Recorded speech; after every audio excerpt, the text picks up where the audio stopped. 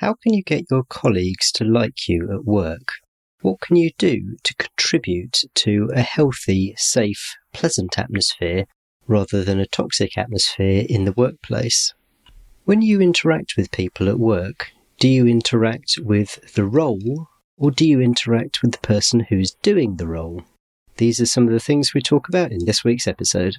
I'm Jeremy Klein, and this is Change Work Life.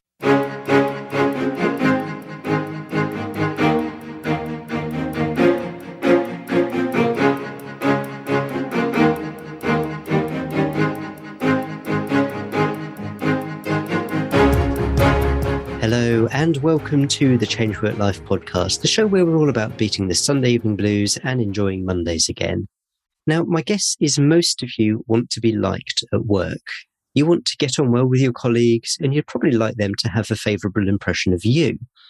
So what can you do to be well liked when you're at work? And how can you make that all-important good first impression? To answer these questions and more, I'm delighted to be joined this week by Ryan Lindner. Ryan is a personal development specialist who has worked as a behavioural coach for clients and organisations all over the world. He's also the author of The Half-Known Life, What Matters Most When You're Running Out of Time. Ryan, welcome to the show. Hi, Jeremy. Great to be here. Thanks for having me. Let's start with the book. What Matters Most When You're Running Out of Time? That is a pretty dramatic title. Who's the book for and what's the key message that you're looking to get across? Yeah, it's funny because when a lot of people read the title, they assume they know exactly what it means. It's actually from a quote from the book Moby Dick. And it's really, the half-known life is really about, we can't see ourselves. You know, as a behavioral coach for many years, I've had clients, psychologists, counselors, all kinds of people. And the first time I had a psychologist as a client, I sort of felt like, why they should have it all figured out, right? They're psychologists, right? So, but, I realized very quickly that we're all just people and we're all just, working on things. And we can't, no matter how smart we are, no matter how intelligent someone is, we can't always see ourselves. So that's really what the book is about. So, it's our blind spots, things we can't see in ourselves. The subtitle, What Matters Most When We Run Out of Time, we're running out of time. We're all running out of time. That's the idea, is that, life is short and precious. And as a coach, I had 2 cardiac arrests as a coach, and the sessions dramatically changed after those events happened. Listening to problems, listening to what people are going through, they sounded completely different. And the dynamic of the sessions changed after my cardiac arrest. So it's a book that is really, again, about seeing ourselves and looking at those blind spots that we have. So you mentioned that you'd done coaching before you had your cardiac arrests. What was it that got you into the whole coaching space in the first place? I never planned on going into coaching. I actually didn't know it was a field. I sort of fell into it. I think that's what happens to most coaches. Yeah.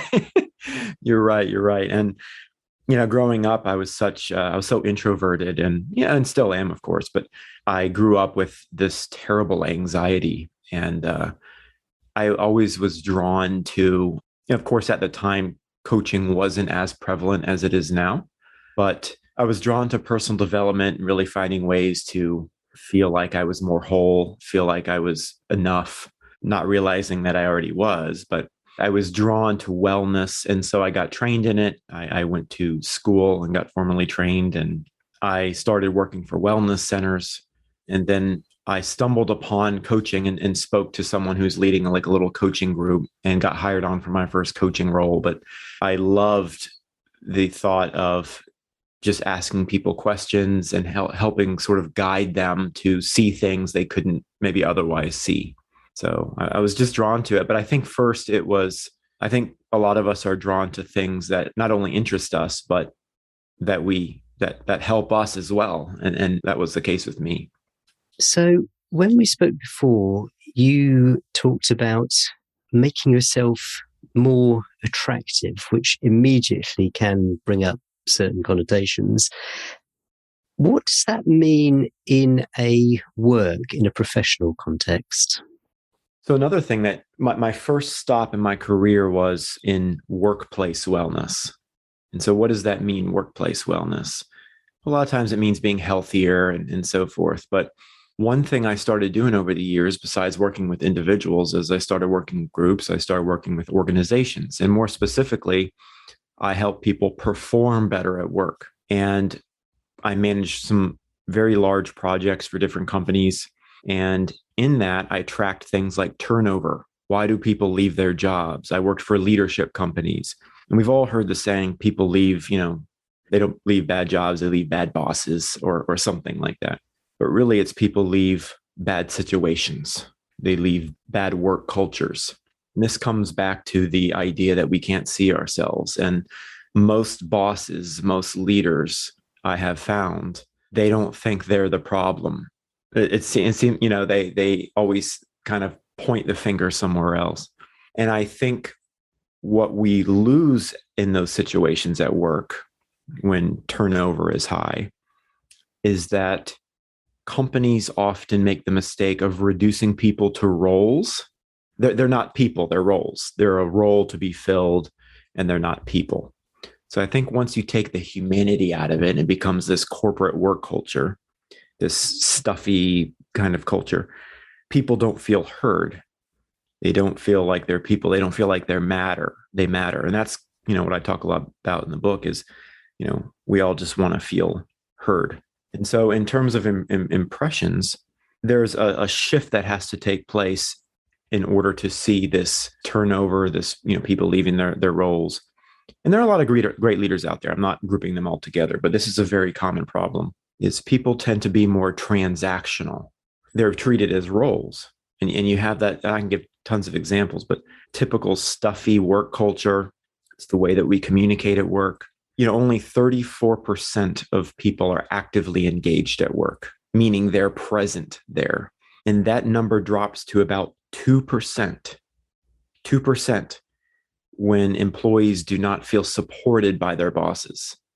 That means, so fully present, fully focused, interactional, not transactional. And so that number is astounding to me because that means that most people are not there at work. They're not present, right? They're living for weekends. They're waiting till the end of the day, waiting till the next paycheck, And by the time someone leaves a job, I always say there should be no surprises when someone leaves, no surprises.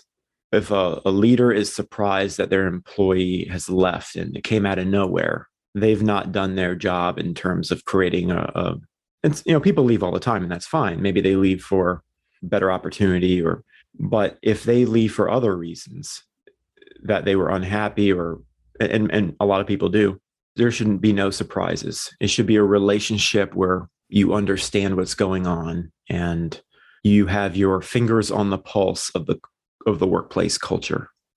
So I think that shift has really got to take place where it's, your people, not roles, and we're typically transactional at work. And so in order to be interactional, it's got to be a whole shift in mindset from the leaders. So let's just unpick some of that. First of all, those statistics, 34% of people being engaged and dropping down to 2% when they don't feel supported. Where do those statistics come from? That's a Gallup poll, and it's not industry specific. You could break that down and look at different industries. I have worked a lot in big organizations, from startups to some very large organizations, and worked a lot in call centers, big buildings with lots of people in it who have varying roles. So yeah, that's astounding to me, really. It's what will it take to make that shift? And you talked about how interactions tend to be transactional rather than interactional. So can you talk a little bit about what those two look like and what the difference is between them? So what does transactional look like in the workplace, and what can interactional look like? Transactional is what a lot of us are used to. And again, we talk about blind spots, and a lot of us have habits that we don't realize that we have. And so transactional is something, for listeners, even this morning, maybe you got coffee, maybe you went and got gas for your vehicle. and you interacted with someone. And often it's transactional. You're not speaking to a person, you're speaking to a role. So you get a coffee, you're interacting with the cashier. They're a cashier in that moment. So a lot of us aren't fully present with them. And vice versa. A lot of people are very transactional with us as well. How are you? Good. How are you? That's $5.55, please, for the expensive coffee. The latte, we'll say. We are used to this very surface level interaction because mentally we are always living in a couple steps ahead. We're living in, oh, I've got a meeting today. I've got to drop off the kids. I've got to go to this place. We're always kind of living a few moments ahead in our minds. So it's this constant urgency of getting to the next moment and the next and the next. And the transactional, think of when you arrived at work for a lot of people who can maybe relate. They've worked in a corporate culture. You pass someone in the hallway. What happened? What'd you say? You said, how are you? Well, often that's not a real question at all. So most people will say really quickly, good, you? How are you? Good, you? How are you? Some people say things like, not too bad. So think about that. So you're bad, just not like too bad. So that's great, I guess. We say things like hanging in there. We say things like, oh, it's Monday. We say different things. Now, those aren't real answers to questions.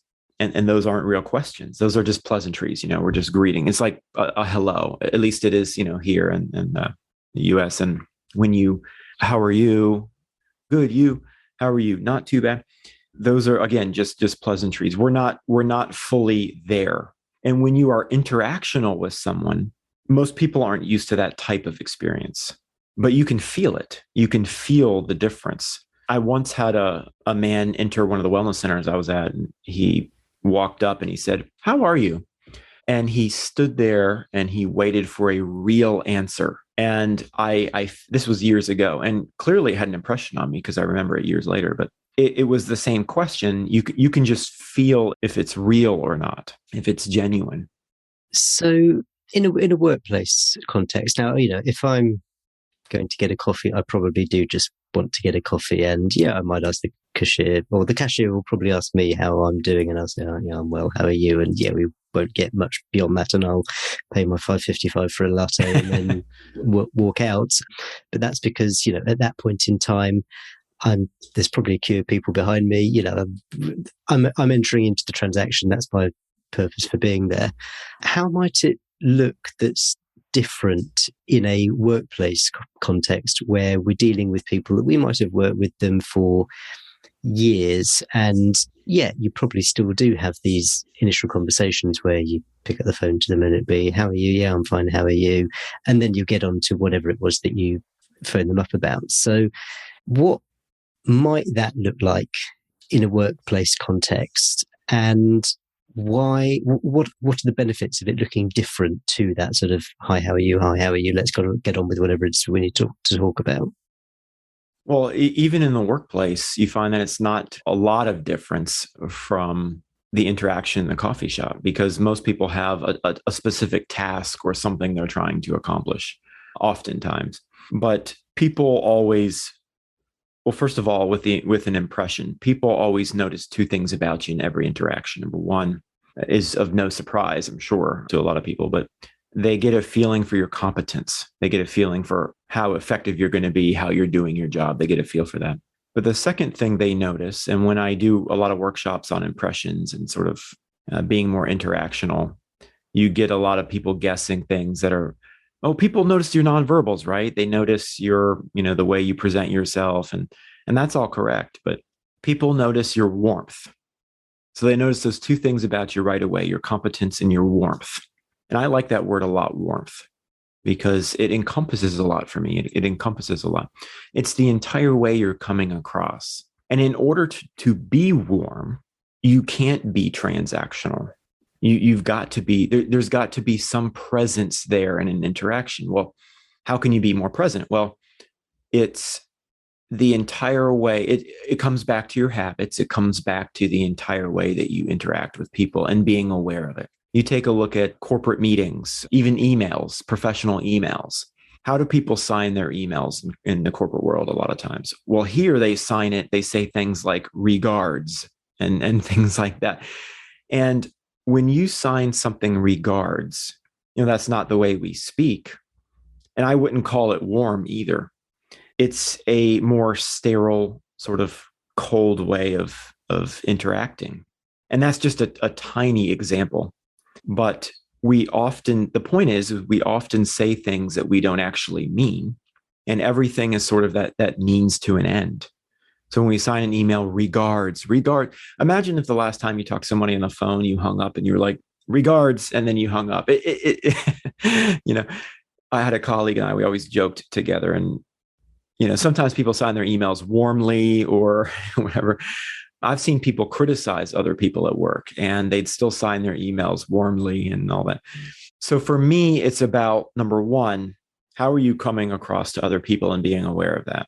If you're a leader, you're going to get the best out of people, the best out of your employees by, first of all, coming across with more warmth. They're going to feel heard. They're going to be more receptive. And there are three things you can do in every single situation that will totally transform it. Number one is whenever you're listening to someone, just pause for a moment. Most of the toxic leaders that I've interacted with and studied, they tend to be very long-winded and they take over conversations, and a lot of their employees do not feel heard. So what you can do is you can just pause for a moment and let the other person vent, let them get everything they have to say out. And then what that can do for you as a leader is you can come back and ask better questions. And there's kind of an art to it. So a lot of leaders are very transactional in that way. I was working with a leader recently and same thing. It was talking at your employees, telling them things, do that, we got to do that, and you have to think about a good leader knows how to get the best from people, not the roles, because they're people first. And so number one is you pause, let them speak. You can ask the better questions. Number two, you validate. So you validate their point of view. It has nothing to do with right or wrong. It's just kind of I teach people to use connecting phrases a lot where, oh, tell me more about that. Tell me more about that. It's really a way to pull them into it. And then number three is partner. So, where do we go from here? Let's work together on this. Let's, collaborate. And when you do those things, you do find that turnover decreases and people perform better. When you say here, and you're talking specifically about leaders, presumably these are things which anyone can do. I mean, you don't need to be in any kind of formal position of leadership. I mean, this is just something which, on the basis that everyone is a leader, if only they're a leader for themselves, then this is presumably something which anyone can do in their interactions with other people in the office. You're exactly right. It has nothing to do with the hierarchy or being, quote, above someone in a role. It's really, as a leader, you're interacting with a colleague, and you can use these same ideas. You're right. So before we get on to the what you can do, say you're someone, just turning back to that idea, say you're someone who isn't in a formal leadership position, you don't have reports or anything like that.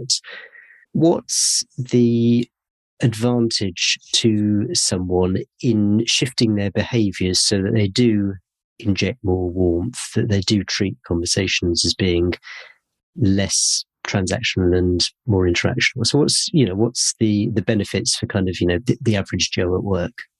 Well, the benefits for the company or the organization are numerous. There are numerous benefits for that. But for the regular person, they're going to have better relationships at work. They're going to have an easier time at work. An effect of it is going to be they're going to be more well liked. Now, that shouldn't be a goal per se. The goal is just being who you are and being aware of your habits. But generally, you'll see workplace toxicity decrease, and you will see relationships improve. There's a lot of reports of more promotions, more employee satisfaction, improved morale. And frankly, you develop your skills much more easily because you're in a more conducive environment to that. So you have a better experience in terms of your own development. Let's take the example of the the phone call, because most of us are, or a lot of us are, working remotely. So there's someone I want to speak to about a particular matter. I pick up the phone, give them a call, and it's, "Hi, John, how are you? Yeah, I'm well, thanks. How are you? Look, I was just wondering if we could have a talk about blah, blah, blah." So that's probably a fairly typical conversation. If I'm instigating that conversation, what are some of the things that I can do to make it less transactional, to make it interactional, but without making it weird? I understand what you're saying. By making it interactional, of course, you don't have to be sunshine and rainbows and, really ask them all about their pets, and you don't have to go down this road here. But I think, for one, being present and really treating them as a person, and that's a different dynamic too. I've had numerous conversations with people and heard numerous stories, and I think really just, how are you? Be genuine with it. I think it's a lot with tone, with listening, with things like that. Most people tend to, and certainly not everyone, but a lot of people in those environments tend to become so busy that everything is just, I need this, I need that. And they just run the conversation. They sort of bulldoze the conversation. And I think it's just being present enough to listen to the other person so that they feel heard, and I think there's an authenticity there that's normally missing. So I think the presence is required. Yeah, you don't have to ask all these personal questions to connect. That's not quite what I mean, because sometimes you're going to have just a professional, all business type of conversation, but it can still be an authentic one, still be a one where both people feel heard. And again, you pause first, you let the other person speak. You find out, most people in conversations, particularly professional ones, they tend to get in the weeds. By that, I mean, they get into details about events that a lot of which they've no control over. And like, oh, can you believe what happened in that last meeting? Oh my God. And they get into this drama, right? So if the other person feels heard, and you focus on how we can move forward together, how can we get to a solution and actually move forward, that's going to shift the conversation as well. That's going to shift the experience as well. So it's quite a subtle way of doing it. And if I'm hearing right, and maybe this is, this sounds sort of too basic, but it's probably actually absolutely right. But you're effectively treating the other person as a person. So taking the opportunity to make sure that they understand the purpose of the conversation and what's being said, and that they are being listened to. And it's not a complete sort of just one-sided, "Hello there, this is what I want you to do, goodbye," but a bit more, I don't know, injecting a bit more personality, I suppose, in, maybe even having a bit of a joke during the conversation. Is that, I've thrown a lot of things at you, but is that a sort of a fair assessment?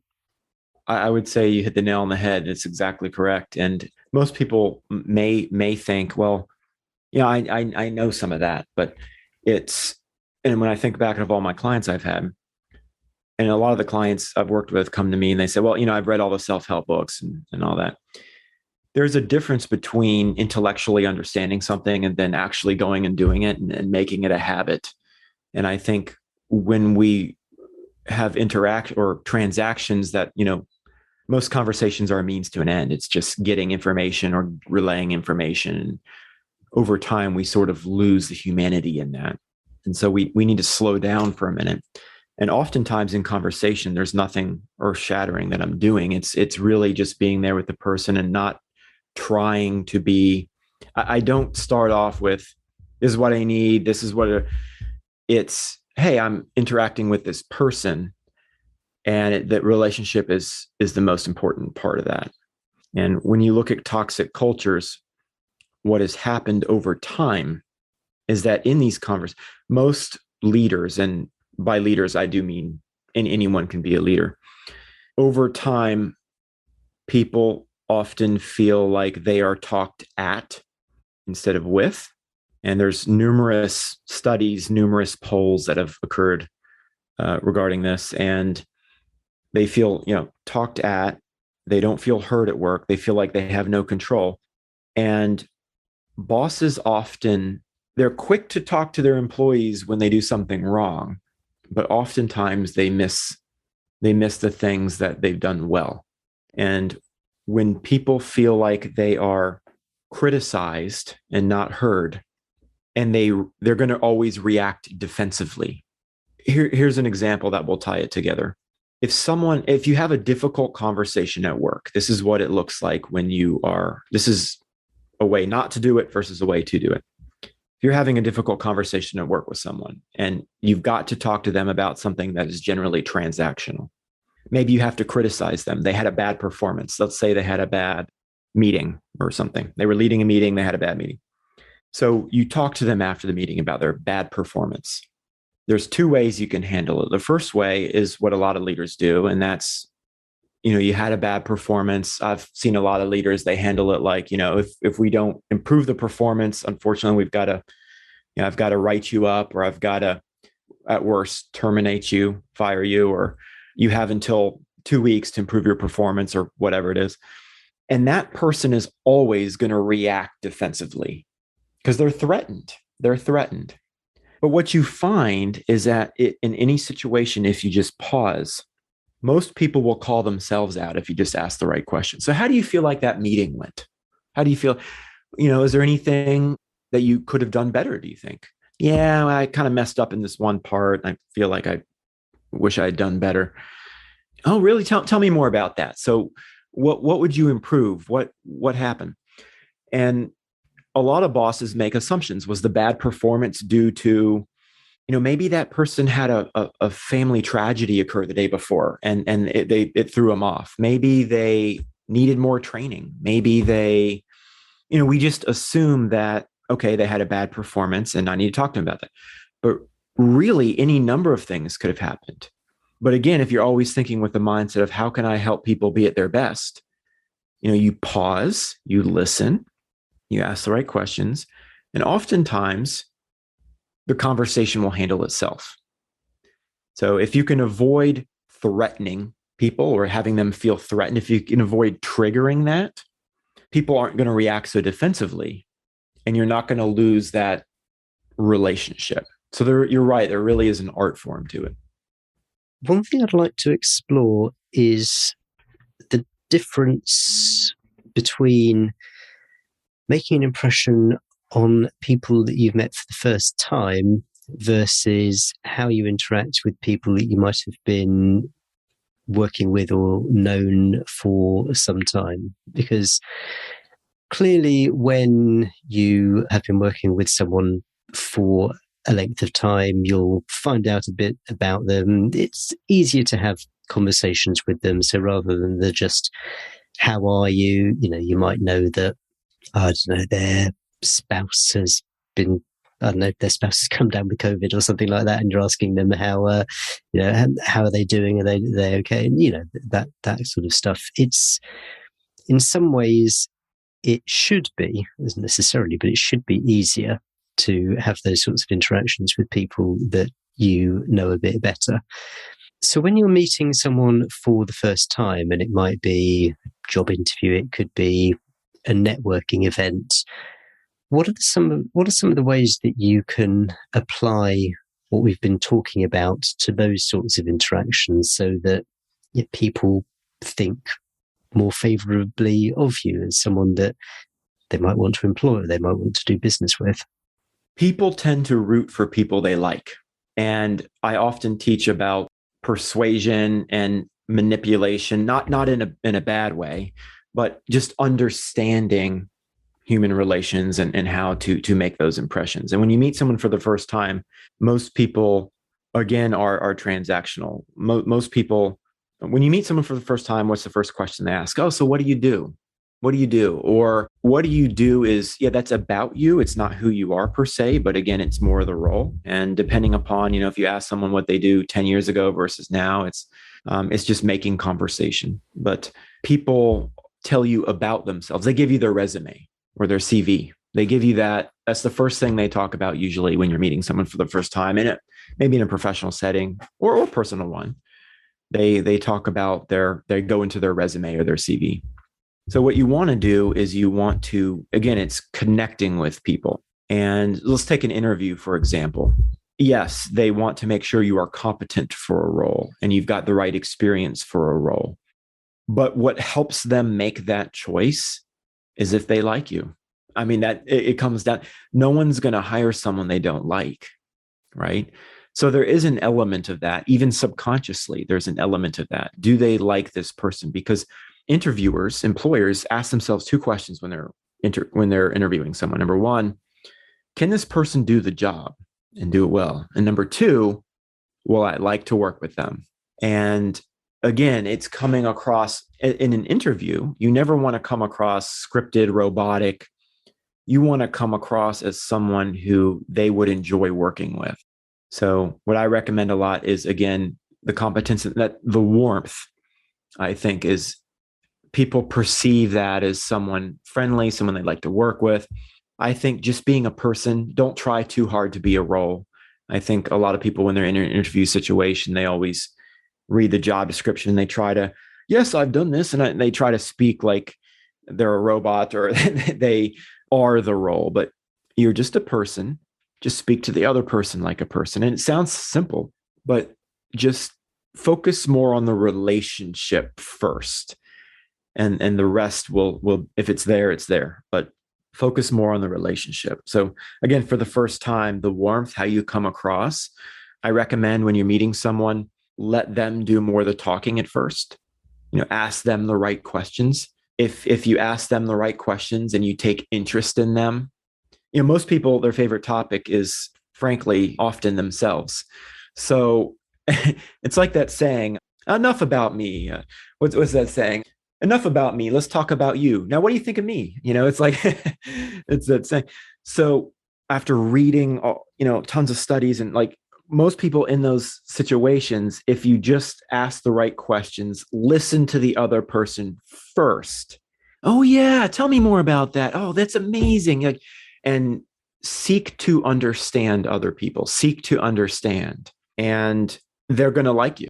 They're going to like you. And yes, you want a two-way conversation, and you want a relationship that's two-sided, but you can't do that by yourself, right? But what you can do is you can be a better listener. You can pause, you can ask better questions. And I recommend, get the other person to speak first, and take interest in them. If someone's listening to this and they think, oh yeah, I don't do any of that, I approach job interviews in this sort of robotic, I can do this role because, and they recognize themselves as not necessarily being someone who naturally takes an interest and has that warmth, and they're kind of thinking, but that's just not me, I just don't naturally do that. What are some of the ways that people can start to introduce these elements in their interactions with other people, but in a manner which is comfortable and authentic for them? And that's a good point too. It's not going to be, like I said, I'm very introverted. It sounds like you have to be this big extrovert and be very always excited to be warm. That's not the case at all. Warmth is, a state of being, and you can be warm regardless of, with any personality. That is not something you have to be an extrovert for or be super social for either. It's just a way of coming across. But I would say that's an interesting question, because there is no on-off switch for this stuff. It's really habits that you think about, the habits that you've created for decades. Oftentimes, it's going to take some time to reverse that. But the first step is just being aware of it. A lot, I have certain tendencies as well, just like everyone, and it's, oh, there I go, and just being aware of it. And I recommend just chip away at it. Start small, and just think of, several ways maybe you can improve your interactions. I recommend, identifying a resource, and I can certainly recommend many, where you can listen to or read every day, just something to keep it present in your mind every day, read it, listen to it. There are workbooks out there. There are all kinds of things. And every day it's something in your mind. And as you become aware of it, you'll see it increase. And just little things every day.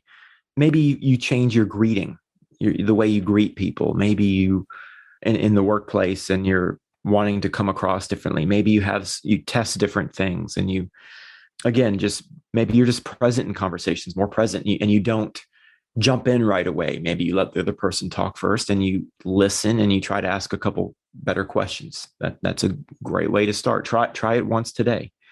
But again, it's about just chipping away at it. Just start small. It's going to take some time to kind of undo those habits or create new ones. One thing I'm definitely going to look at now is the way I sign off emails, because I tend to use either kind regards or best wishes. And I've got to say, one of my personal bugbears is when I get an email back and it doesn't say kind regards, it says KR. And I just think, what, you couldn't even be bothered to write out kind regards in full? I mean, come on. So how do you, when you're not speaking to someone, what are some alternatives that you can use in terms of signing off an email? And by the way, I've seen people, for very respectfully, we use that a lot too. And V/R, or thanks is TX.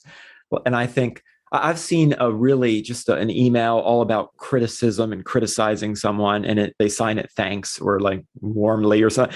And I just laugh. And you just criticize someone and you're going to sign it warmly. And I know a lot of times it's just really, it's part of their email signature or something like that. But for me, it's not about, I'm not going to sign it like, some strange sign off that's totally sunshine and rainbows all the time. But I try to be real when I sign it off. So if I sign it thank you or thanks, I am actually thanking them for something. Or sometimes I just sign my name. There's nothing wrong with that, just signing the name. But I do try to be solution focused. In other words, in the email, I don't just, I always think when I'm interacting with someone, okay, well, what questions might they have? How would this be perceived? And that has been a positive habit I've been able to develop is in any interaction, because I've worked so much in the customer service industry, is how is this coming across and how is this being received? And even if it's something that's not positive per se, I try to, again, not get in the weeds with people and try to focus on, okay, how are we going to partner here? How can I get the best from this person? That's all that matters, is how can I get the best from this person and where do we go from here?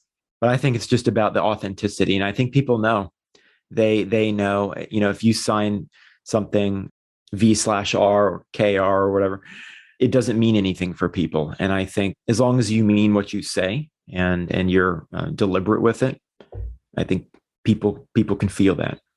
You mentioned having some resources that people could look at. Can you suggest one or two to get people started?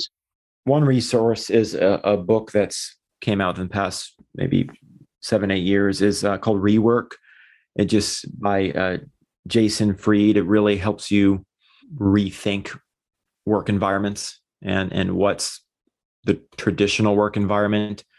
In my case, I think, a lot of people they have a work life and they have a personal life. And for me, it's all just life, and your work is an extension of you, but it's not this other life that, yes, you go to work and, but it's all just your life. It's all your life. Right.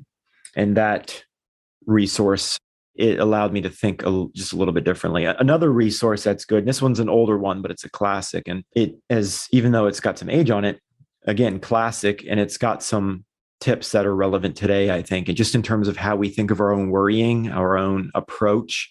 It's Dale Carnegie, and How to Stop Worrying and Start Living is a great resource to really think about what are the habits in our heads here, and what's logical about that? How can we move beyond that and create some better habits? So that's Dale Carnegie, How to Stop Worrying and Start Living. Cool. And where can people find you, and more importantly, find your book? They can go to my website, rslindner.com. RS is in Sam, LINDNER, rslindner.com. I've got my social media links on there as well. My book is on there. They can go to my book site, which is halfknownlifebook.com, or Amazon. Brilliant. I'll put links to those in the show notes. Well, Ryan, some really interesting stuff. And as so often, these conversations don't always go in the direction that I think they're going to, but you've given some great ideas, great perspective. Yeah, thanks so much for coming on the show. Thanks for having me. Okay, hope you enjoyed that episode with Ryan Lindner. It never ceases to amaze me how my guests come up with some ideas which are so simple, but which are never implemented.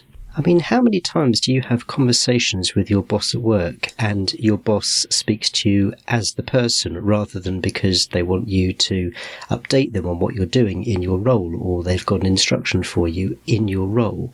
Do they ever talk to you as the person rather than just the person who's doing this particular job? And what about you?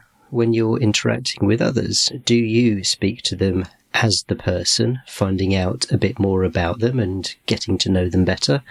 Or do your conversations tend to be very transactional? Oh, hi there, can you tell me where that report is? Oh, hi there, can you do this job for me? Yes, you're at work because there's a job that needs doing, but people really do notice when you pay attention to them as people, not just as their roles. I certainly know from first-hand experience what I respond better to, and as I've worked with other people, it's actually noticeable that they respond better to being treated as people and not just roles as well.